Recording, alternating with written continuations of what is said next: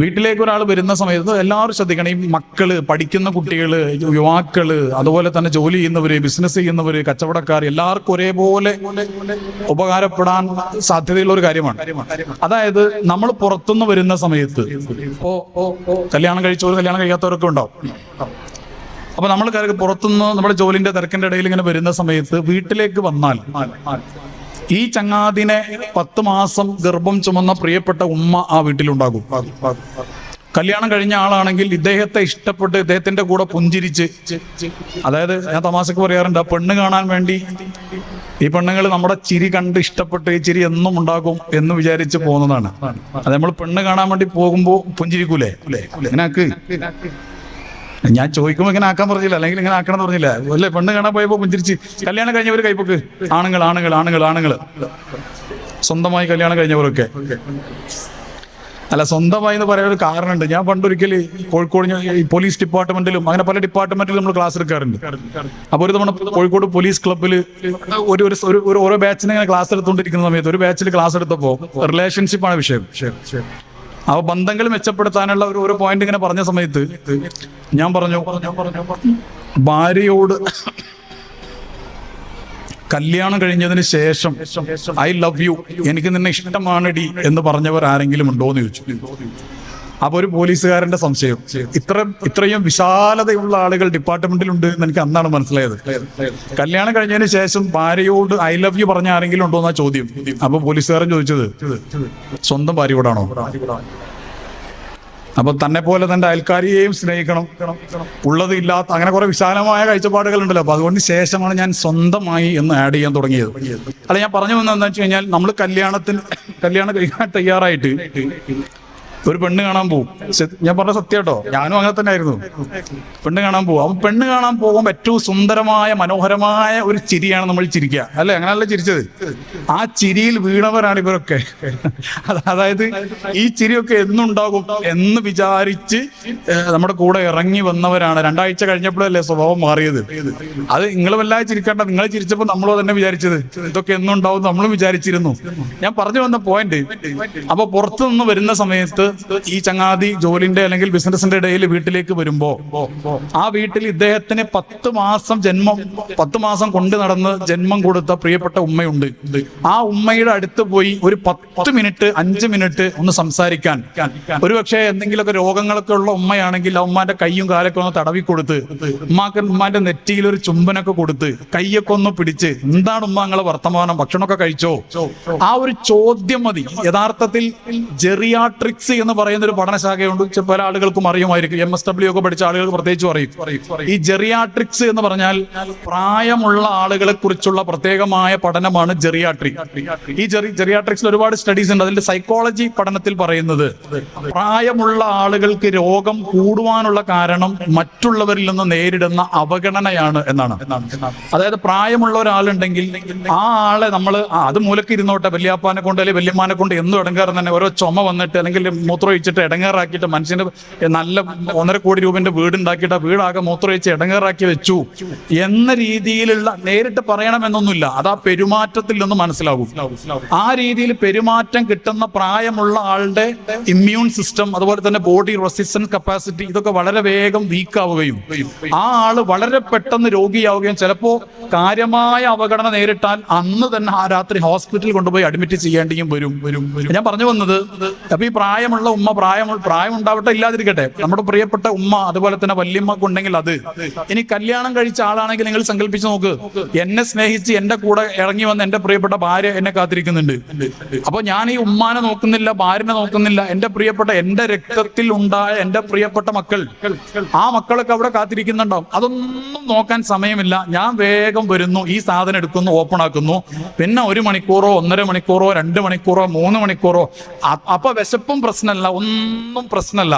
ഓരോ ആളുകൾക്ക് ഓരോ അഡിക്ഷൻ ഉണ്ടാവും. ചില ആളുകൾക്ക് ഗെയിം ആയിരിക്കും, അതൊക്കെ ആ സമയം പോലെ കുറച്ചൊക്കെ ഞാൻ പറയും. ചില ആളുകൾക്ക് ഗെയിം അഡിക്ഷൻ ആയിരിക്കും, ചില ആളുകൾക്ക് റീൽസ് അഡിക്ഷൻ ആയിരിക്കും, ചില ആളുകൾക്ക് ചില സീരീസ് ഓഫ് പ്രോഗ്രാംസിന്റെ അഡിക്ഷൻ ആയിരിക്കും, വേറെ ചില ആളുകൾക്ക് സിനിമ അഡിക്ഷൻസ് ഉണ്ടാകും. ഇങ്ങനെ ഓരോ അഡിക്ഷനിൽ പെട്ടിട്ട് അവിടെ ഭാര്യയും വേണ്ട, ഉമ്മയും വേണ്ട, മകളും വേണ്ട, മകനും വേണ്ട, സിബ്ലിങ്സ് സഹോദരങ്ങൾ ഉണ്ടെങ്കിൽ അതും വേണ്ട, ഒന്നും വേണ്ട. അതൊരു വല്ലാത്തൊരു അവസ്ഥയാണ്. പുതിയ കാലത്ത് ഒരു പഠനം, കുട്ടികളുടെ സൈക്കോളജി സൈക്കോളജിയുടെ മേഖലയിൽ നിന്ന് വന്ന ഒരു പഠനം. ഇത് മാതാപിതാക്കൾ നന്നായി ശ്രദ്ധിക്കും. മാതാപിതാക്കൾ പറഞ്ഞ പാപ്പ ഉമ്മ മാത്രമല്ല, ഏട്ടത്തി ഏട്ടൻ, ആ ഒരു ഫിഗറിലുള്ള എല്ലാ ആളുകളും ശ്രദ്ധിക്കേണ്ടതാണ്. ആ പഠനത്തിൽ പറയുന്നത് പുതിയ കാലത്ത്, അതായത് ഒരു 15 വയസ്സിന് താഴെ 12 വയസ്സിന് താഴെ പ്രത്യേകിച്ചും പുതിയ തലമുറയിലെ കുട്ടികൾ സ്വന്തം വീട്ടിൽ ഒറ്റപ്പെടുന്നു എന്നാണ്. വല്ലാത്തൊരു പ്രയോഗമാണത്. സൈക്കോളജിയുടെ ഒരു പഠനത്തിൽ വന്നതാണ് ഈ അടുത്ത്. സ്വന്തം വീട്ടിൽ ഒറ്റപ്പെട്ടു പോകുന്നു എന്ന്. കുറച്ചു വർഷങ്ങൾക്ക് മുമ്പ് നമ്മൾ കേട്ടൊരു കഥ.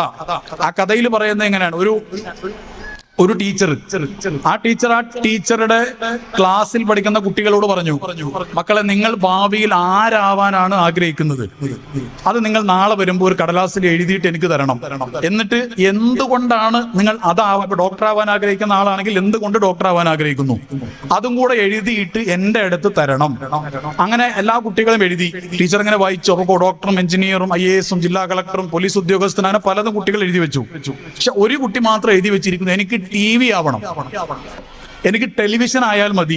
എന്നിട്ട് അതിന്റെ കാരണം, ആ കാരണമാണ് അതിന്റെ പ്രസക്തമായ ഭാഗം. എന്റെ വീട്ടിൽ എല്ലാവരും ഒന്നിച്ചിരുന്ന് നോക്കുന്ന ഒരേ ഒരു വസ്തു TV ആണ്. TVയുടെ മുമ്പിൽ ബാപ്പ, പിതാവ്, മാതാവ്, സഹോദരങ്ങള്, ഏട്ടത്തി, അനിയത്തി എല്ലാവരും ഒന്നിച്ച് TV നോക്കും. അപ്പൊ ഞാൻ TV ആയി കഴിഞ്ഞാൽ എനിക്ക് എല്ലാവരുടെയും നോട്ടം, എല്ലാവരുടെയും പരിഗണന, മണിക്കൂറുകൾ എനിക്ക് കിട്ടുമല്ലോ. അല്ലാതെ എനിക്ക് പരിഗണന കിട്ടുന്നില്ല. അതുകൊണ്ട് TV ആയാലും കുഴപ്പമില്ല, എനിക്ക് ആ പരിഗണന കിട്ടുമെങ്കിൽ അതാണ് നല്ലത് എന്ന് ഈ ടീച്ചറുടെ ക്ലാസ്സിൽ ഒരു കുട്ടി എഴുതി. അപ്പൊ ടീച്ചർക്ക് ഇത് വായിച്ച്, പ്രത്യേകിച്ച് ആ ടീച്ചർ ആ കുട്ടിയുടെ പേര് നോക്കിയപ്പോ പ്രത്യേകിച്ചും സങ്കടമായി. അങ്ങനെ കാരണം എന്താ വെച്ച് കഴിഞ്ഞാൽ ആ ടീച്ചറുടെ ക്ലാസ്സിൽ പഠിക്കുന്ന ടീച്ചറുടെ തന്നെ കുട്ടി എഴുതി വെച്ചതാണിത്. സ്വന്തം കുട്ടിയാണ് എഴുതി വെച്ചത്. അപ്പൊ ഈ വിഷയം ടീച്ചറുടെ ഹസ്ബൻഡ് ഒരു ഉദ്യോഗസ്ഥനാ. ഹസ്ബൻഡിനോട് പറഞ്ഞു, പിന്നെ എന്റെ ക്ലാസ്സിലുള്ള ഒരു കുട്ടി, നമ്മളെ കുട്ടി എന്ന് ആദ്യം പറഞ്ഞില്ല, എന്റെ ക്ലാസ്സിലുള്ള ഒരു കുട്ടി ഇങ്ങനെ എഴുതി വെച്ചിട്ടുണ്ട്, ഞാൻ ഇങ്ങനെ ഒരു കാര്യം പറഞ്ഞപ്പോഴും ഈ ഹസ്ബൻഡ് പറയാണ്, നീ വേഗം ആ രക്ഷിതാക്കളെ വിവരം അറിയിക്കണം, ആ രക്ഷിതാക്കൾ എന്തൊരു പണിയാണ് ഈ കാണിക്കുന്നത് എന്നൊക്കെ പറഞ്ഞു. ഈ പറയാനുള്ള ഒക്കെ ടീച്ചറാണല്ലോ, ബുദ്ധി ഉണ്ടാവുമല്ലോ. എല്ലാം കേട്ട് നിന്നിട്ട് അവസാനം പറഞ്ഞു, അത് വേറെ ആരുമില്ല, ഞാനും നിങ്ങളുമാണെന്ന് പറഞ്ഞു. അതായത് അവസാനത്തെ പോയിന്റ് എന്താണെന്നറിയോ, ഇങ്ങനെ ഒരു പ്രശ്നം കേൾക്കുമ്പോ നമ്മൾ അങ്ങനെയാണോ എന്നുള്ള ചിന്ത പോലും വരുന്നില്ല. നമ്മളൊരു വിഷയം വരുമ്പോ നമ്മൾ എന്തുകൊണ്ടാണ്, ഞാൻ ഉദാഹരണം പറഞ്ഞുതരാം. ആത്മീയമായ പ്രഭാഷണങ്ങൾ, മതപണ്ഡിതന്മാരുടെ പ്രഭാഷണങ്ങൾക്ക് യാതൊരു കുറവും കേരളത്തിലില്ല. അത് കേൾക്കാത്ത കുറവ് നമുക്കില്ല. എന്തുകൊണ്ടാണ് മാറാത്തത്? ഒരു ചെറിയൊരു ഉദാഹരണം ഞാൻ പറഞ്ഞുതരാം. അത് ചെറിയൊരു ഉദാഹരണം, നമ്മൾ സൈക്കോളജിക്കലി പറയുകയാണെങ്കിൽ ഒരു കണക്ടിങ് ഫാക്ടറുടെ വർക്ക് ചെയ്യുന്നില്ല എന്നുള്ളതാണ്. ഒറ്റ ഉദാഹരണം ഞാൻ പറഞ്ഞുതരാം. ഒരു ഡെർമറ്റോളജിന്റെ ഡോക്ടർ വന്നിട്ട്, തൊലിയുടെ വിദഗ്ധനായ ഒരു ഡോക്ടർ വന്നിട്ട് അദ്ദേഹം ഇങ്ങനെ പറയാണ്, ഒരു സ്ക്രീനിൽ ഇങ്ങനെ ഇട്ടിട്ട് അതാ ഞാനല്ലേ, മാഷാ അല്ലാഹ്. അപ്പോ ഡെർമറ്റോളജിയുടെ ഒരു ഡോക്ടർ സ്ക്രീനിൽ ഒരു പ്രത്യേക അടയാളങ്ങളൊക്കെ ഇട്ടിട്ട് ഇങ്ങനെ പറയാം, ഇങ്ങനെ ഒരു അടയാളം നിങ്ങളുടെ ശരീരത്തിൽ ഉണ്ടെങ്കിൽ ശ്രദ്ധിക്കണം, ഒരുപക്ഷെ നാളെ അത് വെള്ളപ്പാണ്ടായി മാറാൻ സാധ്യതയുണ്ട് എന്ന് പറഞ്ഞാൽ നമ്മളൊക്കെ മെല്ലെ നമ്മുടെ കയ്യിൽ അടയാളം ഉണ്ടെങ്കിൽ, പഠിച്ചോനെ ഇപ്പൊ മൂപ്പരാ പറഞ്ഞത് ഇതെങ്ങാനും ആവൂ എന്ന് വിചാരിച്ച് ഇങ്ങനെ സ്ക്രീനിൽ ഇങ്ങനെ നോക്കിയിട്ട് ഇങ്ങനെ നോക്കൂലേ, ഇങ്ങനെ ആക്ക്, ഏതെങ്കിലും ഒന്ന് ആക്ക്, നോക്കൂ.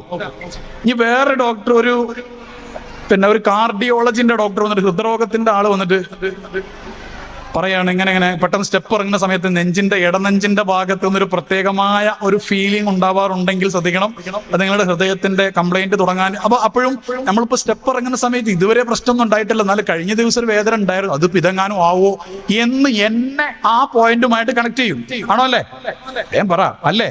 ആണ്. എന്നാൽ ശ്രദ്ധിച്ചോ, മതപരമായ നമ്മുടെ മഹല്ലിലോ അല്ലെങ്കിൽ പള്ളിയിലോ ഉള്ള എന്തോ ഒരു പരിപാടിയിൽ ഒരു പണ്ഡിതൻ വന്നിട്ട് ഒരു പ്രഭാഷണം നിർവഹിക്കാന്ന് കൂട്ടിക്കോ. ആ പ്രഭാഷണം നിർവഹിക്കുന്ന സമയത്ത് ആ പണ്ഡിതൻ പറയാണ്, ചില ആളുകളുണ്ട് അഹങ്കാരമുള്ള ആളുകളുടെ 4 ലക്ഷണം പറയുമ്പോൾ ഒരിക്കലും ഞാൻ അതുമായിട്ട് കണക്ട് ചെയ്യുന്നില്ല. ഞാൻ എന്റെ മൂത്താപ്പാനെ, എന്റെ ഏട്ടനെ, എന്റെ അയൽവാസിനെ, എന്റെ അമ്മോസൻ കാക്കാനെ, എന്റെ അമ്മായിമാനെ, എന്റെ മൂത്തച്ഛനെ, എന്റെ ഇളച്ചിനെ, എന്റെ നാത്തൂനെ, അതായത് ഞാനല്ലാത്ത ഈ ലോകത്തുള്ള എല്ലാ ആളുകളെയും കൂടിയും ഞാൻ കണക്ട് ചെയ്യുന്നുണ്ട്. ഇത് ക്ലിയർ ആണ് ഞാൻ പറഞ്ഞത്. അതുകൊണ്ടാണ് ഈ സാധനം നമുക്ക് വർക്ക് ചെയ്യാത്തത്. അതായത് സ്വന്തത്തെ വിചാരണ ചെയ്യുന്ന ഒരവസ്ഥ നമുക്ക് ഇല്ലാതായി പോയിരിക്കുന്നു. സ്വന്തത്തെ വിചാരണ ചെയ്യുന്നതിന് പകരം മറ്റുള്ളവരെ വിചാരണ ചെയ്യുന്ന വളരെ ഒരു മോശപ്പെട്ട ഒരു അവസ്ഥയിലേക്ക് നമ്മൾ മാറുക. അമ്മായിമ്മ മരുമോളെ, മരുമോള് അമ്മായിമ്മനെ, അതേപോലെ ഓരോ ആളുകളും ഓരോ ആളുകളെയാണ് വിചാരണ ചെയ്യുന്നത്. ആ വിചാരണ ചെയ്യുന്ന ഒരു സിസ്റ്റം നിർത്തിവെച്ചിട്ടില്ലെങ്കിൽ ഒരിക്കലും നമുക്ക് സെൽഫായിട്ടുള്ള ഡെവലപ്മെന്റിന് സാധ്യതയില്ല. അത് നന്നായിട്ട് ശ്രദ്ധിക്കേണ്ട ഒരു കാര്യമാണ്. അപ്പൊ ഇവിടെ ഞാൻ പറഞ്ഞ കാര്യം എന്ന് വെച്ച് കഴിഞ്ഞാൽ, ആ കുട്ടി ഇങ്ങനെ ഒരു കുട്ടി ഒരു ക്ലാസ്സിൽ ഉണ്ട് എന്ന് പറയുമ്പോഴും ആ ടീച്ചറുടെ ഭർത്താവ്, ആ കുട്ടിയുടെ പിതാവായ ആള് ശ്രദ്ധിക്കുന്നില്ല. ഞാനും എന്റെ കുട്ടിയോട് ഇപ്പൊ എങ്ങനെയാണ് ഒന്ന് ആലോചിച്ചാൽ മനസ്സിലാവില്ല, അത് ഞാൻ തന്നെയാണെന്ന് മനസ്സിലാവില്ലേ, നമ്മുടെ വീട് അങ്ങനെയാണെന്ന് മനസ്സിലാവില്ലേ, ആ ചിന്ത പോലും വരുന്നില്ല. അവിടെ മുതലാണ് നമ്മുടെ അപകടങ്ങൾ അല്ലെങ്കിൽ അപജയങ്ങൾ തുടങ്ങുന്നത്. അതായത് സ്വന്തമായി ഒരു വീട്ടിൽ ഒറ്റപ്പെട്ടു പോകുന്ന, ഒരു സ്വന്തം വീട്ടിൽ ഒറ്റപ്പെട്ടു പോകുന്ന, അപരവൽക്കരിക്കപ്പെടുന്ന എന്നൊക്കെ പറയുന്ന രീതിയിൽ കുട്ടികൾ മാറുകയാണ്. അപ്പൊ എന്തായി സംഭവം? എന്തായി? ബാപ്പാന്റെ കൂടെ ഉമ്മാന്റെ കൂടെ കളി, ചിരി, തമാശ, അങ്ങനെ ബഹളങ്ങൾ, അങ്ങനെയുള്ള അവസ്ഥകൾ വല്ലാതെ കുറയുന്നു. ഇത് കുറയുന്ന സമയത്ത് കുട്ടികൾക്ക് എന്തെങ്കിലും ഒരു സന്തോഷം അല്ലെങ്കിൽ ഒരു ഉല്ലാസം വേണം. ആ ഉല്ലാസം ഈ രീതിയിൽ കിട്ടാതെ വരുന്ന സമയത്ത് അവർ മൊബൈലിനെ ആശ്രയിക്കും, അവർ ടാബിനെ ആശ്രയിക്കും. ഇതിന്റെ അപകടങ്ങൾ എത്ര പറഞ്ഞാലും തീരൂല. അത്രമാത്രം അപകടങ്ങൾ ഈ സാധനവുമായി ബന്ധപ്പെട്ട് പറയാനുണ്ട്. ഒന്ന് രണ്ട് ചെറിയ കാര്യങ്ങൾ ഞാൻ പറയാം, പെട്ടെന്ന് മനസ്സിലാവുന്നത്. ലോകാരോഗ്യ സംഘടന കുറച്ചു മുമ്പ് ഒരു വലിയ പഠനം നടത്തി. വേൾഡ് ഹെൽത്ത് ഓർഗനൈസേഷൻ, അവര് ലോകാരോഗ്യ സംഘടന എന്ന് പറയുമ്പോൾ മെന്റൽ ഹെൽത്ത്, ഫിസിക്കൽ ഹെൽത്ത്, എല്ലാ ഹെൽത്തും പരിഗണിക്കുന്ന വലിയ ഒരു ഡിപ്പാർട്ട്മെന്റ് ആണത്. അവര് ചില രാജ്യങ്ങളിൽ, കാനഡ, ഓസ്ട്രേലിയ പോലെയുള്ള ഓഷ്യാനിക് കൺട്രീസ്, അതുപോലെ തന്നെ ലാറ്റിൻ അമേരിക്കൻ രാജ്യങ്ങളിലൊക്കെ ഒരു വലിയ പഠനം അവർ നടത്തി. ആ പഠനം അവർ നടത്തിയത് പുതിയ തലമുറയിലെ കുട്ടികൾക്ക് ശ്രദ്ധക്കുറവ്. ഇപ്പൊ നമ്മള് ലേണിംഗ് ഡിസബിലിറ്റി മാനേജ്മെന്റ് കൺസൾട്ടിങ് ചെയ്യുന്ന ഒരാളാണ്. അത് അധ്യാപകന്മാർക്കാണെങ്കിൽ അവർക്കൊക്കെ അത് ഭയം മനസ്സിലാവും. ലേണിംഗ് ഡിസബിലിറ്റി ഇഷ്യൂസ്, അതായത് കുട്ടികളിൽ പഠന പിന്നാക്ക പ്രശ്നങ്ങൾ പുതിയ തലമുറയിൽ വല്ലാതെ കൂടുന്നു. ഞാൻ കൺസൾട്ടിങ്ങിന് തുടങ്ങുന്ന 2010, 2011, 12 കാലഘട്ടങ്ങളിൽ ഒരു കുട്ടി പഠനത്തിൽ പിന്നാക്കമാണ് എന്ന് പറഞ്ഞുകൊണ്ട് കൺസൾട്ടിങ്ങിന് വന്നാൽ അത് നമ്മൾ അനലൈസ് ചെയ്യുന്ന സമയത്ത് നമുക്ക് ബോധ്യപ്പെട്ടിരുന്ന ആ കുട്ടിക്ക് മടിയാണ്, ആ കുട്ടിക്ക് പഠിക്കാൻ താല്പര്യമില്ല, അങ്ങനെയുള്ള കാര്യങ്ങളായിരുന്നു. ഇപ്പോഴുള്ള പുതിയ തലമുറയിലെ കുട്ടികൾ ഇങ്ങനെയുള്ള കൺസൾട്ടിങ്ങിന് വന്നാൽ അവർ നമ്മളോട് പറയും, സാറേ പഠിക്കാൻ താല്പര്യമുണ്ട്, പഠിക്കാൻ അറിയുകയും ചെയ്യാം, പക്ഷേ പഠിക്കാൻ ഇരുന്നിട്ട് കഴിയുന്നില്ല. അതായത് it's A kind of restlessness. മലയാളത്തിൽ പറഞ്ഞ ഒരു നിക്കപ്പുറതി ഇല്ലായ്മ. അതായത് അടങ്ങിയിരുന്ന് ഒരു കാര്യത്തിൽ ഫോക്കസ് ചെയ്ത് പഠിക്കാൻ ഇവരെ കൊണ്ട്, പുതിയ തലമുറയിലെ കുട്ടികളെ കൊണ്ട് കഴിയുന്നില്ല. ഞാൻ പറയുന്നത് മനസ്സിലാവണ്ട? ഇത് എവിടുന്ന് വന്നത് ഞാൻ പറയാം. ഇത് എവിടുന്ന് വന്നത് മനസ്സിലാക്കണം. അതിനാണ് ഞാൻ ഈ സാധനം പറഞ്ഞത്. ഇതിന് സൊല്യൂഷൻ നമ്മുടെ അടുത്തുണ്ട്. അത് നമുക്ക് ഓരോരുത്തർക്കും ചെയ്യാവുന്ന കാര്യമാണ്. അതായത് ശരിക്കും ശ്രദ്ധിക്കണം, വളരെ ഇമ്പോർട്ടന്റ് ആയ ഒരു പോയിന്റ്. എവിടെയാണ് നമ്മുടെ പുതിയ തലമുറ? നമ്മുടെ കേരളത്തിലെ കുട്ടികൾ അപാര ബുദ്ധിയുള്ളവരാ, നല്ല ബുദ്ധിയുള്ളവരാ. ഇന്ത്യക്കാര് നല്ല ബുദ്ധിയുള്ളവരാ. ഒരിക്കൽ അമേരിക്കൻ പ്രസിഡന്റ് മൈക്രോസോഫ്റ്റിന്റെ മുതലാളിയായ ബിൽ ഗേറ്റ്സിനോട് പറഞ്ഞു, നിങ്ങൾ ഇന്ത്യക്കാർക്ക് കുറെ ജോലി കൊടുത്തിട്ടുണ്ടല്ലോ നിങ്ങളുടെ മൈക്രോസോഫ്റ്റ് കമ്പനിയിൽ, അത് കുറച്ച് ഒഴിവാക്കിയിട്ട് അമേരിക്കക്കാർക്ക് കൂടുതൽ ജോലി കൊടുക്കണം എന്ന് പറഞ്ഞപ്പോ, ഇന്ത്യക്കാരെ ഒഴിവാക്കണം എന്ന് പറഞ്ഞപ്പോ മൈക്രോസോഫ്റ്റിന്റെ മുതലാളി പറഞ്ഞത്, അതെ, ഇന്ത്യക്കാരെ നമ്മുടെ കമ്പനിയിൽ ഒഴിവാക്കിയാൽ അവര് വേറെ മൈക്രോസോഫ്റ്റ് ഉണ്ടാക്കുന്നതാണ്.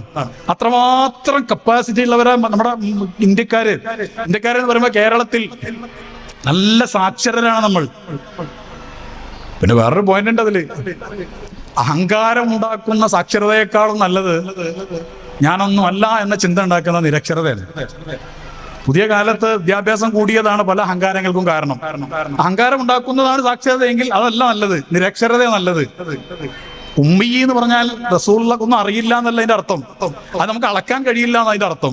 നബിസ്വല്ലല്ലാഹു കുറിച്ച് ഉമ്മി എന്നുള്ള പ്രയോഗമാണ്. എപ്പത് പറയുന്നില്ല, വേദി അല്ലാത്തതുകൊണ്ട് അത് മനസ്സിലാവില്ല. നമ്മൾ സാധാരണ പറയുന്നത് എഴുതാനും വായിക്കാൻ അറിയില്ല എന്നല്ല അതിന്റെ അർത്ഥം. അതിന്റെ ആവശ്യമുണ്ട്. റസൂലുള്ളാഹിക്ക് മനുഷ്യന്മാരുടെ കൂട്ടത്തിൽ ഒരാൾ പോലും ഗുരുവായിട്ടില്ല. ജിബ്രീൽ പോലും റസൂലുള്ളാഹിന്റെ ഗുരു അല്ല, ജിബ്രീൽ ഖാദിമുഹു എന്നാണ്. അപ്പൊ ഞാൻ പറഞ്ഞു വന്നത്, നമ്മുടെ മക്കൾക്ക് എവിടെ നിന്നാണ് നമ്മുടെ മക്കൾക്ക് ഈ ഒരു അസുഖം പിടികൂടിയതെന്ന് വെച്ച് കഴിഞ്ഞാൽ, ഇപ്പൊ നമ്മുടെ കുട്ടികൾ ഓരോ ഒരു കൺസൾട്ടിങ്ങിന് വരുമ്പോഴേ ഭയങ്കര രസത്. ഞാൻ ഒരു ക്ലാസ്സിൽ പറഞ്ഞു, ഞാൻ എൻ്റെ അഭിപ്രായം പറഞ്ഞതല്ല, ലോകാരോഗ്യ സംഘടന ഞാൻ നേരത്തെ പറഞ്ഞ പഠനത്തിന്റെ കൺക്ലൂഷനിൽ പറയുന്നത് 5 വയസ്സിന് താഴെയുള്ള ഒരു കുട്ടിക്കും ഒരു ഡിവൈസും കൊടുക്കാൻ പാടില്ല എന്നാണ്. ഒരു ഡിവൈസും, ഫോൺ മാത്രമല്ല, ഫോണ്, ടാബ്, ഗെയിം പ്ലെയർ, എന്തൊക്കെയുണ്ടോ ഒരു ഡിവൈസും 5 വയസ്സിന് താഴെയുള്ള കുട്ടികൾക്ക് കൊടുക്കരുത്. ഇനി കൊടുക്കൽ നിർബന്ധമാണെങ്കിലോ വിരോധമൊന്നുമില്ല. ഒരു സൈക്കാട്രിക് ഡോക്ടറെ തന്നെ ഒരു ഹോസ്പിറ്റലൊക്കെ കണ്ടുവച്ചാൽ മതി. എടുത്ത് വെക്കാണെന്ന് പറഞ്ഞിട്ട് ബുക്കിംഗ് എടുത്ത് വെക്കാം. അല്ലെങ്കിൽ നടക്കില്ല. അപ്പൊ ഞാൻ 5 വയസ്സിന് താഴെയുള്ള കുട്ടികൾക്ക് ഒരു ഡിവൈസും കൊടുക്കരുത് എന്ന് പറഞ്ഞപ്പോ ഒരു ഉമ്മ ചോദിക്കുകയാണ്, അല്ല അപ്പൊ അങ്ങനെ കുഞ്ഞിനെങ്ങനെ ഭക്ഷണം എങ്ങനെ കൊടുക്കുക? ഈ തള്ള ഒന്നും വിചാരിക്കരുത്, ഈ തള്ള കുഞ്ഞിന് ഭക്ഷണം കൊടുക്കുന്നത് മൊബൈൽ കൈ കൊടുത്തിട്ടാണെന്ന്. ഞാൻ ആ കുറ്റം പറയല്ല, അറിയാത്തത് കൊണ്ട് സംഭവിച്ചു പോകണത്. അതായത് കുട്ടിയെ സംബന്ധിച്ചിടത്തോളം ഭക്ഷണം കഴിക്കും. കാരണം എന്താ, ഞാൻ ഭക്ഷണം കഴിക്കുന്നത് നിർത്തിക്കഴിഞ്ഞാൽ എന്റെ കയ്യിൽ നിന്ന് ഈ കാർട്ടൂൺ പോകും, അല്ലെങ്കിൽ ഗെയിം, വീഡിയോ പോകും. അപ്പൊ വീഡിയോ പോകരുത്. Video is something enjoyable. Enjoy ചെയ്യുന്നൊരു സാധനം ഇത്, അത് പോകാൻ പാടില്ല. അപ്പൊ അത് പോവാതിരിക്കാൻ വേണ്ടി എത്ര നേരം വേണമെങ്കിലും ഭക്ഷണം കഴിച്ചോളും. അപ്പോ ഭക്ഷണമല്ല, ഭക്ഷണം വയറ് നിറഞ്ഞാലും പിന്നെയും ഇവിടെ ഇതിന്റെ അറ്റം വരെ നമ്മുടെ ഫുഡ് പൈപ്പിന്റെ തുടക്കം അവിടെ ഫുള്ളാക്കിയിട്ട് ഭക്ഷണം കഴിക്കും. കാരണം ഈ സാധനം ഉണ്ട്. ഇതില്ലെങ്കിൽ കുട്ടി ഭക്ഷണം കഴിക്കുന്നില്ല. ഇത് ഉമ്മമാര് അറിയാതെ, ഞാൻ കുറ്റപ്പെടുത്താനല്ല, അറിയാതെ നിങ്ങളുടെ കുട്ടികളെ ചെറിയ പ്രായത്തിൽ തന്നെ ഈ ഗാഡ്ജറ്റ് അഡിക്ഷനിലേക്ക് നമ്മൾ നയിച്ചതിന്റെ ഉദാഹരണമാണ് ഞാൻ ഈ പറയുന്നത്. ചില ഉപ്പമാർ അതേപോലെ ചെയ്യുന്നുണ്ട്. ഉപ്പമാരെങ്ങനെ ചെയ്യും, എനിക്ക് സങ്കടം തോന്നിയിട്ട് ഞാനതൊക്കെ പറയുന്നത്. കാരണം ഞാൻ എല്ലാ ആഴ്ചയിലും കുറെ കേസ് കാണുന്ന ഒരു പാവപ്പെട്ട ഒരാളാ. പണ്ട് ഞാൻ കുറെ ദിവസം കൺസൾട്ടിങ് ചെയ്തു, ഇപ്പൊ ചുരുക്കി വേറെ കുറെ തിരക്കുള്ളതുകൊണ്ട് 4 ദിവസം കൺസൾട്ട് ചെയ്യും. എത്രയോ നല്ല ബുദ്ധിയുള്ള, എവിടെയൊക്കെയോ എത്തേണ്ട നല്ല നമ്മുടെ മക്കൾ ഈ സാധനത്തിന് അഡിക്റ്റ് ആയിട്ട് ഒന്നുമല്ലാതെ മാനസിക രോഗത്തിന്റെ, അതായത് സൈക്കാട്രിക് ട്രീറ്റ്മെന്റ് എടുത്ത് ഒന്നിനും പറ്റാത്ത ഒരു ജീവച്ഛവമായി മാറുന്ന, കോഴ്സ് പോലും ഡ്രോപ്പ് ഔട്ടാ. ബിടെക്കോ എംടെക്കോ ഓരോ കോഴ്സ് എടുത്തിട്ട് അത് ഫുള്ള് ഡ്രോപ്പ് ഔട്ട്. കഴിവില്ലാത്തോണ്ടല്ല, ഈ സാധനം കൊണ്ട്. കുറച്ച് വർഷങ്ങൾക്ക് മുമ്പ് കേരളത്തിൽ ഒരു പഠനം നടന്നിരുന്നു. കേരളത്തിൽ ഏത് ജില്ലയിലുള്ള ആളുകൾക്കാണ് കൂടുതൽ ബുദ്ധിയുള്ളത്, അത് തന്നെ ആൺകുട്ടികൾക്കാണോ പെൺകുട്ടികൾക്കാണോ എന്നറിയാൻ വേണ്ടി ഒരു പഠനം നടത്തി. അതിൽ അവർ മാനദണ്ഡമാക്കിയത് കഴിഞ്ഞ ഏതാനും വർഷങ്ങൾ കേരളത്തിൽ നടന്ന സംസ്ഥാന പരീക്ഷകൾ, അഖിലേന്ത്യാ തലത്തിലുള്ള പരീക്ഷകൾ, അത് വിവിധ ബോർഡുകളുടെ മൊത്തം പരീക്ഷ എടുത്ത് അതിലൊക്കെ കൂടുതൽ റാങ്ക് കിട്ടിയത്, അതെല്ലാം വെച്ചിട്ട് വലിയ പഠനം അവർ നടത്തി. എന്നിട്ട് അവർ കണ്ടെത്തിയത് കേരളത്തിൽ ഏറ്റവും കൂടുതൽ ബുദ്ധിയുള്ളത് മലപ്പുറം ജില്ലയിലെ പെൺകുട്ടികൾക്കാണ് എന്നാണ്. രണ്ടാമതായിട്ട്, കൈയടിക്കണ്ട, അതിൽ നമ്മൾ പെട്ടോ നമുക്കറിയില്ല, ബാക്കിയോട് പറയട്ടെ. അല്ല, പഠനത്തിൽ അങ്ങനെ പറയുന്നത് പെൺകുട്ടികൾ നമ്മൾ വിചാരിക്കുന്നതെന്ന് പറയുന്നത് അപ്പാര ബുദ്ധിയുള്ള കുട്ടികളാ. 2ാം സ്ഥാനത്ത് അവർ കണ്ടെത്തിയത് കോഴിക്കോട് ജില്ലയിലെ പെൺകുട്ടികളാണ്. 3ാം സ്ഥാനം അവർ കണ്ടെത്തിയത് എറണാകുളം ജില്ലയിലെ ആൺകുട്ടികളാണ്. അത്രമാത്രം ബുദ്ധി നമുക്കുണ്ട്. പക്ഷെ ആ ബുദ്ധി നമുക്ക് പുതിയ സമൂഹത്തിൽ നമുക്ക് ഉപകാരപ്പെടുന്നില്ല. അത് ഉപയോഗം. കാരണം ഇവർ കളിച്ച് എന്താ സംഭവിക്കുന്നത് ഞാൻ പറഞ്ഞുതരാം. ശരിക്കും ശ്രദ്ധിക്കണം. ഒരു ചെറിയൊരു സയന്റിഫിക് പോയിന്റ് പറയാം, ശ്രദ്ധിച്ചാൽ വേഗം മനസ്സിലാവും. നമ്മൾ എല്ലാവരും ബുദ്ധിയുള്ളവരല്ലേ, പെട്ടെന്ന് മനസ്സിലാവും. അതായത് കുട്ടികൾ ഗെയിം ഉപയോഗിക്കുന്നത് ഒന്നുകിൽ ഗെയിം കളിക്കാനാണ്, അല്ലേ? ഇങ്ങനെ വേക്ക് നിങ്ങൾ എന്റെ കൂടെ ഉണ്ടല്ലോ അല്ലേ? എല്ലാവരും അല്ലേ? ഒന്നുകിൽ ഗെയിം കളിക്കാനാ, അല്ലെങ്കിൽ വീഡിയോസ്, റീൽസ് കാണാൻ, അല്ലെങ്കിൽ പിന്നെന്താ കാർട്ടൂൺ. ചെറിയ കുട്ടികളാണെങ്കിൽ കാർട്ടൂൺ, അങ്ങനെയുള്ള ഐറ്റംസ് ഒക്കെ കാണാൻ, അല്ലേ? ഈ പറഞ്ഞ ഇതല്ലാത്ത വേറെ എന്തെങ്കിലും ഉണ്ടെങ്കിൽ ഇതെല്ലാം മൂവിങ് സ്ക്രീനാണ്, അല്ലേ? മൂവിങ് സ്ക്രീൻ അല്ലേ, സ്റ്റില്ലല്ല, മൂവ് ചെയ്തുകൊണ്ടിരിക്കുന്ന സ്ക്രീൻ അല്ലേ? ഇതിന്റെ പ്രോബ്ലം എന്താണെന്നറിയോ? ഒരു കുട്ടി സ്ഥിരമായി മൂവിങ് സ്ക്രീൻ കുറെ കണ്ടാൽ ആ കുട്ടിക്ക് മൂവിങ് ഉള്ള സാധനം മാത്രം ശ്രദ്ധ കേന്ദ്രീകരിക്കാവുന്ന ഒരവസ്ഥയിൽ ആ കുട്ടിയുടെ ബ്രെയിനിന്റെ ആംബിയൻസ് സെറ്റ് ആവും. മൂവിങ് അല്ലാത്ത ഒരു കാര്യം ആ കുട്ടിക്ക് ഫോക്കസ് ചെയ്യാൻ പറ്റില്ല. മൂവിങ് അല്ലാത്ത കാര്യം, അവന്റെ നോട്ട്ബുക്ക്, അത് മൂവിങ് അല്ല.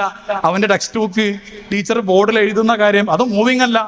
അപ്പൊ അവന് അതിങ്ങനെ ശ്രദ്ധിക്കാൻ നോക്കുമ്പോൾ എന്തൊക്കെയോ ഒരു പ്രശ്നം നേരിടും. കാരണം അവന്റെ ആംബിയൻസ്, നിങ്ങൾ സ്നേഹത്തിന്റെ പേരിൽ കൊടുത്ത മൊബൈലിലൂടെ അവന്റെ ബ്രെയിനിന്റെ ആംബിയൻസ് ഒക്കെ മാറിപ്പോയിരിക്കുന്നു. അപ്പൊ ഇനിയിപ്പോ അടുത്ത ചോദ്യം, ഇനിയിപ്പോ എന്താ ചെയ്യാന്ന് ഞാൻ പറഞ്ഞുതരാം. ഇതിപ്പോ പലരുടെ മുഖത്തേക്ക് നോക്കുമ്പോ പെട്ടല്ലോ, ഇനിയിപ്പോ എന്താ പരിഹാരം ഉണ്ട്? ചെറിയ കുട്ടികളാണെങ്കിൽ ഞാൻ ഒരു പരിഹാരം പറഞ്ഞുതരാം. അല്ലാത്തവരാണെങ്കിൽ സ്നേഹത്തോട് കൂടെ കാര്യങ്ങൾ പറഞ്ഞ് മനസ്സിലാക്കണം. എന്റെ ശബ്ദം ശ്രവിക്കുന്ന ചില സദസ്യരൊക്കെ കാണും, ഉമ്മയും മോനോ അല്ലെ മോളൊക്കെ അടുത്തിരിക്കുമ്പോൾ അങ്ങനെ തോണ്ടും, കേട്ടോ എന്നോട് ഞാൻ എപ്പോഴും പറയാറില്ലേ, കേട്ടോ അങ്ങനെ തോണ്ടിയിട്ടൊന്നും കാര്യമില്ലത്. അത് എന്താ പറയും, ഒരു തീരുമാനം വേണം നമുക്ക്. ഇത് ഇനിയിപ്പോ ഈ ക്ലാസ് കേട്ടു, ഇതിന്റെ ഗൗരവം മനസ്സിലായി, ഇത് നാളെ മറ്റന്നാൾ നിങ്ങൾ മറന്നുപോയാൽ ഒരു കാര്യമില്ല. ഇതുകൊണ്ട് കുട്ടികൾ ഈ സാധനം കണ്ട് കണ്ട് കണ്ട് ഇവരുടെ കോൺസെൻട്രേഷൻ മാറിപ്പോയതാണ്. ഇനി എന്ത് ചെയ്യാൻ പറ്റുമെന്ന് വെച്ച് കഴിഞ്ഞാൽ, ചെറിയ കുട്ടികൾക്കാണെങ്കിൽ ഞാനൊരു സൊല്യൂഷൻ പറഞ്ഞുതരാം. അല്ലാത്തവരെ നമുക്ക് ഘട്ടം ഘട്ടമായിട്ട് പറഞ്ഞ് മനസ്സിലാക്കി കൊടുക്കണം. ചെറിയ കുട്ടികൾ, അത് 5 വയസ്സിൽ താഴെയുള്ള കുട്ടികളുണ്ടല്ലോ, അവർ ഈ സാധനം കിട്ടാതെ ഭക്ഷണം കഴിക്കില്ല, അല്ലെങ്കിൽ അടങ്ങിയിരിക്കണമെങ്കിൽ മൊബൈൽ കിട്ടണം. ഇത് മക്കളെ, എന്റെ പ്രിയപ്പെട്ട മാതാപിതാക്കളെ, കുടുംബക്കാരെ, ചെറിയ വിഷയമല്ല ഇത്. നിങ്ങൾക്ക് തോന്നുന്നു അത് മൊബൈലല്ല, അല്ല. നിങ്ങൾ കുട്ടികളുടെ കരിയർ മൊത്തം ഫ്ലോപ്പായിട്ട് എന്താ പറയാ, തകർത്ത് തരിപ്പണമാക്കി കൈ തരും. പകച്ച പണ്ടാരടങ്ങി പോകുന്നൊക്കെ പറയില്ല, അതേപോലെ നിങ്ങളെ കൈ തരും ഈ സാധനം. നിങ്ങളെ മക്കളെ, നല്ല കഴിവുള്ളവരാ നിങ്ങളെ മക്കള്. മക്കൾ നല്ല കുട്ടികളാ. നമ്മളൊക്കെ, ഞാൻ ഒരു കാര്യം ചോദിക്കട്ടെ, നിങ്ങൾക്കാണോ ബുദ്ധി കൂടുതൽ, നിങ്ങളെ മക്കൾക്കാണോ ബുദ്ധി കൂടുതൽ? പറ. മക്കൾക്കല്ലേ? പക്വത ഒക്കെ ഉണ്ടാവുക നമുക്കാണ്. കാരണം പ്രായത്തിൻ്റെതായ പക്വത, അനുഭവ സമ്പത്തൊക്കെ ഉണ്ടാവുക നമുക്കാണ്. പക്ഷെ ബുദ്ധി കൂടുതൽ ആർക്കാ? മക്കൾക്കാ. ലാ തുഖല്ലിഖു അഖ്ലാഖകും ഔലാദകും ഫഇന്നഹു ലിഗൈരി സമനിക്കും. റസൂലുള്ളാഹി സ്വല്ലല്ലാഹു അലൈഹി വസല്ലം പറഞ്ഞിട്ടുണ്ട്, നിങ്ങൾ ആ പണ്ടത്തെ കാര്യം കുട്ടികളെ പഠിപ്പിക്കേണ്ട, അവർ നെക്സ്റ്റ് ജനറേഷന്റെ ആൾക്കാരാണെന്നാണ് അതിന്റെ അർത്ഥം. ലിഗൈരി സമനിക്കും എന്ന് പറഞ്ഞാൽ മറ്റൊരു കാലഘട്ടത്തിലെ ആൾക്കാരാണ്, അന്നത്തെ ജനറേഷൻ ആണ് അവരെന്നാണ് പറഞ്ഞതിന്റെ അർത്ഥം. അപ്പൊ കുറച്ച് അപ്രോച്ചിലൊക്കെ മാറ്റം വരേണ്ടതുണ്ട്. ഈ ചില കുട്ടികൾ ഈ മൊബൈലിൽ പറഞ്ഞാൽ, അഡിക്ഷൻ പറഞ്ഞാൽ, ഇതിന്റെ സൊല്യൂഷനിൽ പെട്ട ഒരു സൊല്യൂഷൻ എന്താണെന്നറിയോ? എന്തിനാണ് കുട്ടികൾ ഈ സാധനം നോക്കുന്നത്? ശ്രദ്ധിച്ചാൽ മതി. ഇത് എന്തിനാ നോക്കുന്നത്? ഒരു രസം കിട്ടാൻ അല്ലെ? ഒരു രസം, ഒരു തമാശ, ഒരു ഉല്ലാസം, ഒരു ആസ്വാദനമൊക്കെ കിട്ടാൻ വേണ്ടിട്ടല്ലേ. അപ്പൊ മൊബൈലിലൂടെ അല്ലാത്ത രീതിയിൽ ആസ്വാദനം കൊടുത്താൽ പോരെ? അതിന് നമുക്ക് സമയമില്ല, കാരണം എല്ലാവരും മൊബൈലിലാണ്. ഈ അടുത്തുണ്ടായ, ഇത് ചിരിക്കുകയാണോ വേണ്ടത്, കരയാണോ വേണ്ടത്, എനിക്ക് അറിയാത്തൊരു സംഭവം ഞാൻ പറഞ്ഞു. നിങ്ങൾ എന്താ ഫീലിംഗ് പറിച്ച ചെയ്തോ? എൻ്റെ അടുത്ത് ഒരു 16-17 വയസ്സുള്ള ഒരു മോനെ കൊണ്ട് ഒരു വാപ്പ വന്നു. സ്ഥലം ഒന്നും ഞാൻ പറയുന്നില്ല, സ്ഥലം ഒരു കേസുണ്ട് ഞാൻ പറയാറില്ല, അങ്ങനെ പറയാൻ പാടില്ല. 16-17 മാക്സിമം 18 വയസ്സ് പ്രായമുണ്ട്. ഒരു മോനെ കൊണ്ടുവന്നു. ഈ മോന് മൊബൈലിന് ഭയങ്കര അഡിക്ഷൻ ആണ്, ഇതൊന്ന് ശരിയാക്കി തരണം തോന്നിട്ടാണ് ബാപ്പ വന്നത്. ഞാൻ കുറ്റം പറയില്ല, ഒരു വസ്തുത പറയാട്ടോ. അങ്ങനെ ഞാൻ ബാപ്പ ആദ്യം ആമുഖ പ്രഭാഷണം നടത്തി, അതായത് മോനെ കുറിച്ചുള്ള കുറെ കാര്യങ്ങൾ പറയല്ലോ, അത് പറഞ്ഞ് അത് കഴിഞ്ഞിട്ട് ഈ മോനോട് ഞാൻ സംസാരിക്കുകയാണ്. അപ്പോഴാണ് കോമഡി. ഈ മോനോട് ഞാൻ സംസാരിക്കാൻ തുടങ്ങി 5 മിനിറ്റ് കഴിഞ്ഞിട്ടില്ല, ബാപ്പ എടുത്തിട്ട് ഇങ്ങനെ തോണ്ടുക. അപ്പൊ ഞാൻ ചോദിച്ചു, ഇതിലിപ്പോ ആർക്കാണ് കൗൺസിലിംഗ് വേണ്ടത്? ഇവന് മൊബൈലിന് അഡിക്ഷൻ ആണെന്ന് പറഞ്ഞിട്ട് നന്നാക്കാൻ കൊണ്ടുവന്നിട്ട് അവന്റെ കാര്യം പറഞ്ഞിട്ട് 5 മിനിറ്റ് കഴിഞ്ഞിട്ട് ഈ ബാപ്പ് നല്ല തന്താന്ന് പറയണ്ടേ? ഒന്നും വിചാരിക്കരുത്, ഇല്ല, നിങ്ങളാണെങ്കിലും ഞാനാണെങ്കിലും ആ സമയത്ത് തന്തല്ലേ. ബാപ്പ എന്നുള്ള സ്നേഹത്തിന്റെ, ബഹുമാനത്തിന്റെ ഒരു പ്രത്യേകമായ ആ ഒരു വാക്കാ. ഉമ്മ എന്ന് പറഞ്ഞാലും അങ്ങനത്തെ. അതുകൊണ്ട് ഞാൻ നേരത്തെ തള്ളാന്ന് പറഞ്ഞത്. അത് ആ സമയത്ത് ആ പെണ്ണിനെ ഉമ്മ എന്ന് പറയാൻ പറ്റില്ല, അത് തള്ളത്തരം അതിന് പറയാം. കോഴിത്തരം എന്നൊക്കെ കേട്ടില്ല നിങ്ങൾ? ഓരോ സ്വഭാവത്തിന് ഓരോ പേരാ. ആ 5 മിനിറ്റ് സമയം കഴിഞ്ഞപ്പോഴത്തേക്ക് ഇയാളെടുത്ത് വെറുതെ, ഞാൻ എന്താ ചെയ്യുന്ന പനി അർജന്റ് എന്തെങ്കിലും അല്ല, വെറുതെ വാട്സപ്പ് കൊണ്ടാ ഞാൻ നിർത്തി വെച്ചു. എന്നിട്ട് ചോദിച്ചു, അല്ല നമ്മളിപ്പോ എവിടുന്നാ തുടങ്ങേണ്ടതെന്ന് ചോദിച്ചാണ് കൗൺസിലിങ്. അപ്പൊ അയാൾക്ക് മനസ്സിലായി, പിന്നെ എവിടുന്നായാലും കുഴപ്പമില്ലെന്ന് പറഞ്ഞയാള്. നന്നായിക്കോട്ടെ, അസ്സലാമു അലൈക്കും, അവിടെ വെച്ചാളിന്ന് പറഞ്ഞു. അതായത് നമ്മൾ നേരിട്ട് കാണുകയാണ് വിഷയം. എന്നിട്ട് കുട്ടികൾ എങ്ങനെ ശരിയായി കിട്ടാനാ? അപ്പൊ ഞാൻ പറഞ്ഞു വന്നത്, ചെറിയ മക്കളാണെങ്കിൽ ഞാൻ പറഞ്ഞു, ആ കുട്ടികളൊരു ആനന്ദത്തിന്, ഉല്ലാസത്തിന് വേണ്ടിയിട്ടാണ്. ഞാനൊക്കെ ഈ മേഖലയിൽ ഇറങ്ങിയ സമയത്ത് മാതാപിതാക്കൾ നമ്മളോട് പറഞ്ഞിരുന്ന, ഈ സൗണ്ടിന്റെ ആളാരാ പുറത്തു കൊണ്ടുവന്ന, എന്തായാലും നല്ല അടിപൊളി സൗണ്ട്, അത് പറയാനാ, വേറെ ഒന്നുമില്ല, നല്ല കംഫർട്ടബിൾ ആണത്. സാധാരണ സംസാരിച്ചു കഴിഞ്ഞാൽ നമ്മൾ ആകെ ഡെങ്ങറ പറയുന്നത്, ഒരു ബുദ്ധിമുട്ടില്ല. ആരാണെങ്കിലും വളരെ ഉഷാറായിട്ടുണ്ട്, ആ ആൾക്കാരോട് സന്തോഷം അറിയിക്കുന്നു. അല്ല, അത് പ്രത്യേകം പറയണം. നമ്മൾ എന്തെങ്കിലും ചെറിയ തെറ്റുണ്ടാകുമ്പോൾ അത് മാത്രം പറയാൻ പാടില്ല. ഈ തെറ്റുണ്ടെങ്കിൽ തന്നെ പരസ്യമായിട്ട് പറയാനും പാടില്ല. വളരെ ഞാൻ എവിടെ നിന്ന് ഇങ്ങനെ ആൾക്കാർ നല്ല സൗണ്ട്, മാഷാ അല്ലാഹ്. ഇവര് അഡ്രസ്സ് വാങ്ങിക്കണം, കാരണം അതേപോലെ ഞാൻ ഇവിടുത്തെ 2ാമത്തെ പ്രാവശ്യം പരിപാടിക്ക് വരുന്നത്, ഇവിടെ നേരത്തെ പരിപാടിക്ക് വന്നിട്ടുണ്ട്. അപ്പൊ ഈ പരിസരത്ത് എവിടെയെങ്കിലൊക്കെ പരിപാടി ഉണ്ടാവും, അവരെ ഏൽപ്പിച്ചാൽ മതി എന്ന് പറയാം. അതിന്റെ ആൾക്കാർ നമ്പർ ഉണ്ടെങ്കിൽ വേണം. ആവശ്യം തമാശ പറഞ്ഞാൽ, ആവശ്യം കാര്യമായിട്ട് പറഞ്ഞ എന്തൊക്കെ പണ്ട് സുകുമാറായിക്കോട് തൃശ്ശൂർ ടൗൺ ഹാളിൽ ഇങ്ങനെ പ്രസംഗിച്ചപ്പോ ഈ ചങ്ങാതി വന്നിട്ട് ഇങ്ങനെ മൈക്ക് ഇങ്ങനെ ശരിയാക്കി, കുറേ ശരിയാക്കി. അപ്പൊ ലാസ്റ്റ് സുകുമാറായിക്കോട് പറഞ്ഞു, എടാ മതിയടാ, ഇവരുടെയൊക്കെ വിചാരം ഇവര് മൈക്ക് ശരിയായത് കൊണ്ടാണ് ആശയങ്ങളൊക്കെ ഉണ്ടാകുന്നത് എന്നാണ്, അങ്ങനെ അല്ല എന്ന് പറഞ്ഞു. തമാശ പറഞ്ഞപ്പോൾ ഭയങ്കര തമാശക്കാരനാണ്. അപ്പൊ ഞാൻ പറഞ്ഞു വന്നത്, ചെറിയ കുട്ടികളാണെങ്കിൽ അവർക്ക് പിന്നെ ഒറ്റ ഉദാഹരണം കൂടി പറയാം, എന്നിട്ടും കൂടി മരുമോട് പറയാം. ചില ഉമ്മമാരനോട് പറയും, സാറേ ഞങ്ങളുടെ വീട്ടിൽ സിനിമ കാണാറില്ല. ഞങ്ങളുടെ വീട്ടിൽ മാണിക്യ മലരായ പൂവിനെ ഫുള്ളാക്കിയിട്ടില്ല, ഞാൻ പറയാം, ഇടയ്ക്ക് പറയും. ഞങ്ങളുടെ വീട്ടിൽ സിനിമ കാണാറില്ല. പക്ഷേ ഞങ്ങളുടെ കുട്ടി അപ്പുറത്തെ വീട്ടിൽ പോയിട്ട് സിനിമയുടെ ഉദാഹരണമാണ് കേട്ടോ, അപ്പുറത്തെ വീട്ടിൽ പോയിട്ട് സിനിമ കാണുന്നു, ഇതൊന്നും അവനൊന്ന് ഉപദേശിച്ച് നന്നാക്കാമോ എന്ന് ചോദിച്ചു. ഞാൻ പറഞ്ഞു ഇല്ല, പറ്റില്ല. എന്താ കാരണം എന്നറിയോ? ഞാൻ ഒരു ഉമ്മ പറഞ്ഞ എന്നോട്, ഉമ്മ ആത്മാർത്ഥമായിട്ട് പറഞ്ഞതാണ്, നമ്മളവിടെ ഇരിക്കാം, നമുക്കൊന്ന് അനലൈസ് ചെയ്ത് നോക്കാം. കുട്ടി എന്തിനാണ് അപ്പുറത്തെ വീട്ടിലേക്ക് സിനിമ കാണാൻ പോകുന്നത്? സിനിമ കാണുമ്പോൾ ഒരു രസം, ഒരു ഹരം, ഒരു സന്തോഷം, ഒരു ഉല്ലാസം, ഒരു ആവേശം അല്ലേ?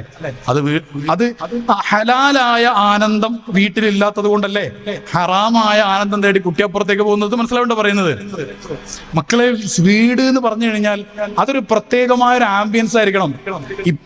ഇപ്പോഴും ഉണ്ട്, പുതിയ തലമുറയിലെ കുട്ടികളുണ്ട്. ഇപ്പൊ പുതിയ തലമുറയിലെ മാതാപിതാക്കൾ കുറേയൊക്കെ മാറ്റം വന്നിട്ടുണ്ട്. ഉപ്പമാരൊക്കെ കളിയും ചിരി, യാത്രയും പുറത്തു പോകലും, അങ്ങനെയൊക്കെ കുറെ മാറ്റങ്ങൾ വന്നിട്ടുണ്ട്. പക്ഷെ വേറെ രസമുണ്ട്. നാളെ ഒരു പെണ്ണ് പറഞ്ഞു, ഞാനൊരു കേസ്, ഒരു കൺസൾട്ടിങ് കേസ് ഉണ്ട്, നിങ്ങൾ 2 ദിവസത്തെ യാത്ര പോകണമെന്ന് പറഞ്ഞു. ഈ പെണ്ണ് തിരിച്ചു വന്നിട്ട് പറയാം, സാറേ വേണ്ടിയിരുന്നില്ല സാറേ, പോകണ്ടായിരുന്നു. എന്ത്? യാത്ര തുടങ്ങിയ ഫോൺ കോളാണ്. തിരിച്ചു വരുന്നവരെ ഇയാള് ഫുൾ ഫോണിലാ. ആകെ യാത്ര പോകാൻ പറഞ്ഞത് ഈ പെണ്ണിന്റെ കൂടെ തുറന്നിരുന്ന് സംസാരിച്ച് തോളിലൊക്കെ ഒന്ന് കൈയിട്ട് ഒന്ന് മടിയിലൊക്കെ ഒന്ന് തലയൊക്കെ ഒന്ന് വെച്ചൊന്ന് സന്തോഷത്തോടെ ഇരിക്കാൻ വേണ്ടിയിട്ടാണ് ആകെ യാത്ര പോകാൻ പറഞ്ഞത്. ഇയാള് ഒരു കച്ചവടക്കാരൻ, ഇയാൾ ആ 2 ലോഡ് അങ്ങോട്ട് 3 ലോഡ് കോയമ്പത്തൂർക്ക് ആകെ ഒരു സമാധാനം കിട്ടിയിട്ടില്ല എന്ന് പറഞ്ഞു. അതിനേക്കാളും നല്ലത് യാത്ര പോകാതിരിക്കുകയാണ്. അപ്പൊ എന്താന്ന് വെച്ച് കഴിഞ്ഞാൽ, അപ്പൊ നമ്മളെല്ലാവരും ഹലാലായ ആനന്ദങ്ങൾ വീട്ടിൽ കിട്ടണം. ഇതിന് ഞാനൊരു വെറുതെ ചോദിക്കട്ടെ, ഒന്നും വിചാരിക്കണ്ട.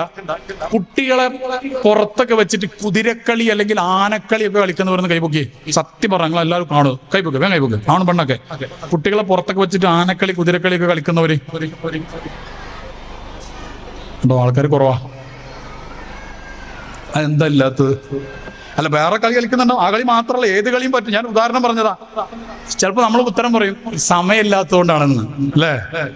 സമയമില്ല.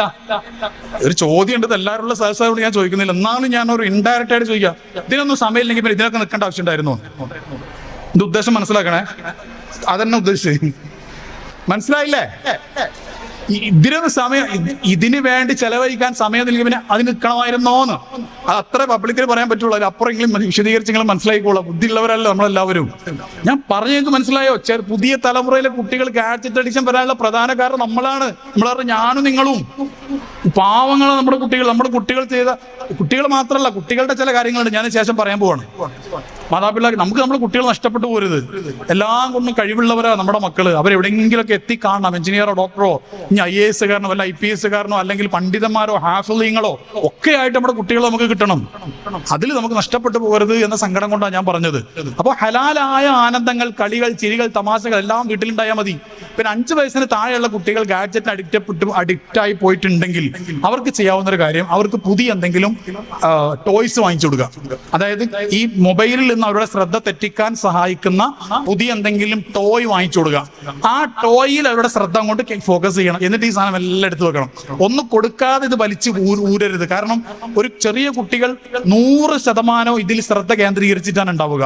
അപ്പൊ ഇത് വലിച്ചു ഊരി കഴിഞ്ഞാൽ 100% അവർ നിസ്സഹായരാകും.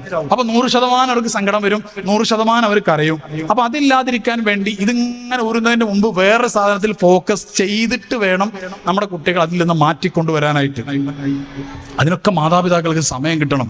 മാതാപിതാക്കൾ വാപ്പന്റെ അടുത്തേക്ക് കുട്ടികൾ വരുന്ന സമയത്ത് ഓടി വന്ന് വാപ്പാനെ കെട്ടിപ്പിടിച്ച് ഉമ്മ കൊടുത്ത് മടിയിലേക്ക് ചാടിക്കയറി കുത്തിമറിഞ്ഞ് എന്താ പറയാ, കുതിരക്കളി കളിച്ച് ആനക്കളി കളിച്ച് അങ്ങനെയുള്ള പല കളികളും കളിക്കാൻ നമുക്ക് സമയം കിട്ടണം. ലോകത്തിൽ ഒരു നേതാവ് അങ്ങനെ ചെയ്തത് ചരിത്രത്തിൽ കാണുന്നുണ്ട്. മുഹമ്മദ് നബി സല്ലല്ലാഹു അലൈഹി വസല്ലം. നമ്മുടെ മാതൃക അവിടെയാണ്. അതുകൊണ്ടാണ് ഞാൻ ആ ചരിത്രത്തിലേക്ക് അങ്ങോട്ട് പോകുന്നത്. ഇടയ്ക്ക് നബി സല്ലല്ലാഹു അലൈഹി വസല്ലം തങ്ങൾ ഒരിക്കൽ 2 പേരക്കുട്ടികൾ ഹസൻ ഹുസൈൻ റളിയല്ലാഹു അൻഹു 2 പേരെയും പുറത്തിങ്ങനെ വെച്ചിട്ട് കുതിരക്കളി കളിക്കുന്നത് ചരിത്രത്തിലുണ്ട്. റസൂലുള്ളാഹി സ്വല്ലല്ലാഹു അലൈഹി വസല്ലം നമ്മളെ പോലെയല്ല, എല്ലാ ലോകത്തിന്റെ നേതാവായിരുന്നു, പണ്ഡിതരായിരുന്നു, സർവ്വ സൈന്യാധിപരായിരുന്നു, രാജ്യത്തിന്റെ നേതൃത്വമായിരുന്നു, ഭരണകർത്താവായിരുന്നു, എല്ലാ തിരക്കുള്ള ആളായിരുന്നു. ആ റസൂലുള്ളാഹി സ്വല്ലല്ലാഹു അലൈഹി വസല്ലം തങ്ങൾ 2 പേരക്കുട്ടികളെയും തോളിൽ വെച്ച് പുറത്തു വെച്ച് കുതിരക്കളി കളിക്കുക. അപ്പോ ഒരു പേരക്കുട്ടി പറഞ്ഞു, കുതിരയാണെങ്കിൽ കൊമ്പുണ്ടാവും, ഇവിടെ കൊമ്പില്ലല്ലോ എന്ന് പറഞ്ഞു. അപ്പൊ റസൂലുള്ളാഹി തങ്ങൾ ഇങ്ങനെ മെല്ലെ മിടി പിടിച്ചു കൊടുത്തിട്ട് അതാ കൊമ്പുണ്ടല്ലോ എന്ന് പറഞ്ഞു. അപ്പൊ ആ കുട്ടി അവിടെ കൊമ്പിൽ ഇങ്ങനെ പിടിച്ചു കളി. അപ്പൊ മറ്റേ കുട്ടി പറഞ്ഞു, ഈ ഭാഗത്ത് കൊമ്പില്ലല്ലോ എന്ന് പറഞ്ഞു. അപ്പൊ അവിടുന്ന് ഇങ്ങനെ മുടി പിടിച്ചു കൊടുത്തു. അപ്പൊ ഈ പേരക്കുട്ടി കുറച്ച് കഴിഞ്ഞപ്പോ പറഞ്ഞു, കുതിരയാണെങ്കിൽ അതിന് സൗണ്ടൊക്കെ ഉണ്ടാവും, ഈ കുതിരക്ക് സൗണ്ട് ഒന്നും ഇല്ലല്ലോ എന്ന് പറഞ്ഞു. വല്യപ്പാനോടാണ് ഈ പറയുന്നത്, ലോകത്തിന്റെ നേതാവിനോട്. അപ്പൊ റസൂലുള്ളാഹി തങ്ങൾ സൗണ്ട് ഉണ്ടാക്കി ആ കുട്ടികളെ ആശ്വസിപ്പിച്ച് ആനന്ദിപ്പിച്ചു എന്നാണ് ചരിത്രം. നമുക്ക് അവിടെ ഫീഹി ഉസ്വത്തുൻ ഹസന എന്ന് വെറുതെ പറയാനുള്ളതല്ലോ, നമുക്ക് കൊണ്ടുവരാനുള്ളതല്ല മക്കളെ. നമ്മൾ നേരത്തെ ഇവിടെ പറഞ്ഞ ഇന്നത്തെ അദ്ദേഹത്തിന്റെ സംസാരിക്കും വല്ലാതെ ഇഷ്ടപ്പെടും ആ പ്രസിഡന്റിന്റെ, അതുകൊണ്ട് ഞാനത് എടുത്തു പറഞ്ഞത്. കുറെ നല്ല മൂല്യങ്ങൾ നിങ്ങളെ പരിചയമുള്ള ആളാണെന്ന് വിചാരിച്ചിട്ട് അദ്ദേഹത്തിന്റെ സംസാരം ശ്രദ്ധിക്കാതെ പോരുത്. നല്ല കുറെ കാര്യങ്ങൾ അദ്ദേഹത്തിന്റെ അടുത്ത് പറഞ്ഞിട്ടുണ്ട്. നമുക്ക് എന്ത് വിലയുള്ളത്, നമുക്ക് എന്ത് വിലയാ ഉള്ളത്? ഇപ്പോ മലക്കൽ മൗത്ത് വന്നാൽ ഇപ്പൊ പോണ്ടി വരും. ചില പഠനങ്ങളിലൊക്കെ നമ്മൾ കാണുന്നുണ്ട്, മരണത്തിന്റെ തൊട്ടടുത്ത് വരെ പോയി തിരിച്ച് ജീവിതത്തിലേക്ക് വന്ന ആളുകളെ കുറിച്ച് പഠിക്കുന്ന പഠനശാഖകളൊക്കെ ഉണ്ട്. NDE, നിയർ ഡെത്ത് എക്സ്പീരിയൻസ് എന്നൊക്കെ പറയുന്നത്, അങ്ങനെ ചില പഠനശാഖകളൊക്കെ ഉണ്ട്. അതിനകത്തൊക്കെ ഒരു പഠനം അവർ പറയുന്നുണ്ട്, എന്താണെന്നറിയോ, ആ മരണത്തിന്റെ അടുത്ത് വരെ രോഗം കൊണ്ടോ ആക്സിഡന്റ് കൊണ്ടോ ഒക്കെ മരിക്കുന്ന ഉറപ്പായി, പക്ഷെ മരിച്ചില്ല. അത്ഭുതകരമായി, അത്ഭുതം എന്ന് പറഞ്ഞാൽ നമ്മുടെ ഭാഷയാണ്, അള്ളാഹ് എന്ത് അത്ഭുതം, അത്ഭുതകരമായി തിരിച്ചു വന്ന ആളുകൾ, ആ ആളുകളെ കുറിച്ചുള്ള പഠനത്തിൽ അവർ പറയുന്നത്, മരണത്തിന്റെ തൊട്ടടുത്ത് എത്തിയ നിമിഷത്തിൽ നിങ്ങളുടെ ചിന്തകൾ എന്തായിരുന്നു എന്നാണ് ഈ ആളുകൾ ചോദിച്ചത്. ആ ആൾക്കാരോട് അവർ പറയാണ്, ഞങ്ങൾ വല്ലാത്ത നഷ്ടബോധത്തിലായിരുന്നു. ഉമ്മാക്ക് വേണ്ടത്ര സ്നേഹം കൊടുക്കാൻ പറ്റിയില്ലല്ലോ, ഞങ്ങൾക്ക് ഭാര്യയുടെ കൂടെ വേണ്ടത്ര സമയം ചെലവഴിക്കാതെ ഞാൻ മരിച്ചു പോവുകയാണല്ലോ, ഭർത്താവിന്റെ ഒരു നല്ല ഭാര്യയാവാൻ കഴിയാതെ ഞാനിതാ മരിച്ചു പോവുകയാണല്ലോ, മക്കളുടെ കൂടെ പാട്ടുപാടിയും തമാശ പറഞ്ഞും കളിച്ചും ചിരിച്ചും കൊഞ്ചിച്ചും ഒരു നല്ല ഉമ്മയാവാൻ കഴിയാതെയാണല്ലോ ഞാൻ മരിച്ചു പോകുന്നത് എന്ന സങ്കടമായിരുന്നു ആ സമയത്തുണ്ടായിരുന്നത്. ഒരാളും പറഞ്ഞില്ല അപ്പുറത്ത് ഒരു ഷോപ്പും കൂടെ തുടങ്ങിയിട്ട് മരിച്ചാൽ മതിയായിരുന്നു എന്ന് ആരും പറഞ്ഞിട്ടില്ല. ഞങ്ങളുടെ പീജിന്റെ 2ാമത്തെ കൊല്ലത്തെ പരീക്ഷ അടുത്ത മാസം നടക്കാൻ പോവാ, പീജിന്റെ പരീക്ഷ കൂടെ കഴിഞ്ഞ് സർട്ടിഫിക്കറ്റ് കിട്ടിയിട്ട് മരിച്ചു പോയാൽ മതിയായിരുന്നു എന്ന് ആരും പറഞ്ഞിട്ടില്ല. എല്ലാവരും പറഞ്ഞത് പ്രിയപ്പെട്ടവർക്ക് വേണ്ടി ഒന്നും ചെയ്തു കൊടുക്കാൻ കഴിയാതെ മരണപ്പെട്ടു പോവുകയാണല്ലോ എന്ന സങ്കടമായിരുന്നു എന്നാണ്. ഇവിടെ ഒരു കാര്യം അടിവരായിട്ട് ചിന്തിക്കേണ്ടതുണ്ട്. എന്താണെന്നറിയോ, നമ്മുടെ ഈ ബന്ധങ്ങൾ തകരാനുള്ള അടിസ്ഥാനപരമായ കാരണം ഈഗോ ആണ്. ഞാൻ വിശദീകരിച്ച് പറയുന്നില്ല, സമയമില്ല. ഈഗോ എന്ന് പറയുന്നത് അഹങ്കാരം, കിബിർ എന്നൊക്കെ പറയുന്ന ഒരു അവസ്ഥ ഉണ്ട്. ഞാൻ ഒരു ചെറിയ സിമ്പിൾ ആയിട്ടൊരു ഉദാഹരണം ഞാൻ പറയാം. നമുക്ക് എന്താണ് അതിനുള്ളത്? അഹങ്കരിക്കാൻ എന്താ ഉള്ളത്? എന്തെങ്കിലും ഉണ്ടോ? അതായത് അടുത്ത സെക്കൻഡിൽ, അടുത്ത ആഴ്ച, അടുത്ത ദിവസം നിലനിൽക്കുമെന്ന് പറയാനുള്ള എന്ത് നമ്മുടെ കയ്യിലുണ്ട്? ഒരു സംഭവമില്ല. ആരോഗ്യം, ഒരു ആക്സിഡന്റ് വന്ന് കഴിഞ്ഞില്ലേ? സൗന്ദര്യം, ഒരു ആക്സിഡന്റിൽ കഴിഞ്ഞു. സമ്പത്ത്, ഒരു ബിസിനസ് ലോസ് ഉണ്ടായ കഴിഞ്ഞു. തറവാട്, ചില ആൾക്കാർക്ക് തറവാട് നിലനിൽക്കൂല. ഇതുവരെ തറവാടിന് നല്ല പേരായിരുന്നു. ഒരുത്തന്നെ ഒരു പെൺകുട്ടിന് ആവശ്യമില്ലാത്ത വൃത്തികേട് ചെയ്ത് പത്രത്തിലൊക്കെ ഫോട്ടോ വന്നാൽ പിന്നെ ആ തറവാടിന്റെ പേര് കേട്ട് അടി കിട്ടും. മനസ്സിലായില്ലേ? നിൽക്കൂല അത്. പിന്നെ എന്താ നിൽക്കുക? അറിവ് ഒരു ആക്സിഡന്റ് ആയി കഴിഞ്ഞാൽ മൊത്തം ബ്ലാങ്ക് ആയി പോകാം. ഒരു കാര്യവും അടുത്ത സെക്കൻഡിൽ ഉണ്ടാകുന്ന ഉറപ്പിച്ച് പറയാൻ നമുക്കില്ല. പിന്നെ എങ്ങനെയാണ് ഇത്? എവിടുന്നാണ് ഈ സാധനം കയറി വരുന്നത്? നേരത്തെ പറഞ്ഞതുപോലെ കല്യാണം പറഞ്ഞിട്ടില്ലെങ്കിൽ അത് മറന്നതാണെന്ന് വിചാരിക്കണം. മനഃപൂർവ്വം ചില സൈക്കോളജി ക്ലാസ്സുകൾ എന്ന പേരിൽ എനിക്കൊരാൾ കഴിഞ്ഞ ദിവസം, ഒരാളെ പേരൊന്നും ഞാൻ പറയുന്നില്ല, ഒരാള് വേറെ ഒരാളുടെ ഒരു വീഡിയോ അയച്ചു. എന്നിട്ട് അയാൾ പറയുന്ന ഒരു സംഭവം ഉണ്ട്, ഒരു പോയിന്റ് പറയുന്ന ഒരാള്, നിങ്ങളെ ഒരാൾ അവഗണിച്ചാൽ അതിനേക്കാൾ മനോഹരമായിട്ട് നിങ്ങൾ അയാളെ അവഗണിക്കാൻ പഠിക്കണമെന്ന്. ഇത് എന്ത് ദീനാ? അത് ദീനല്ല. അത്